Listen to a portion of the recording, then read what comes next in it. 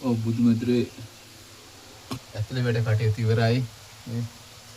දැන් වහලේ ගහන්න තියෙන්නේ. වහලේ ගහලා මේ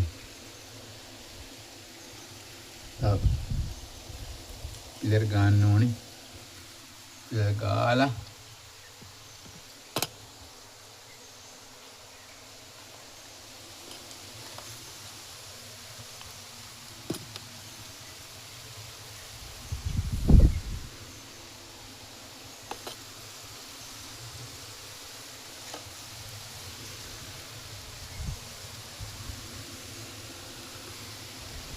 සිමෙන්ති දාලා තියෙන්නේ.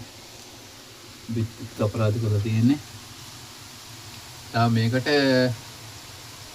බහල ගහනවා. පිට කැමති කෙනෙක් ඉන්නවනම් අඩි 2ක විතර බුදු පිළිමයක් පරිත්‍යාග කරන්න. මම අඩි 1කමාරක විතර බුදු පිළිමයක් තියෙනවා. ඒකත් තැම්පත් කරනවා.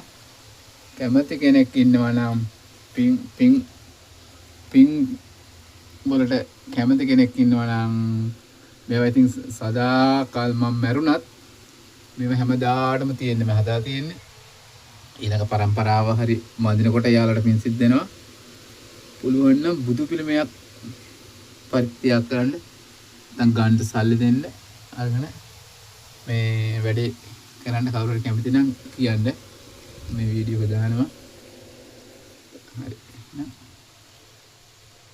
රුවන් සරණයි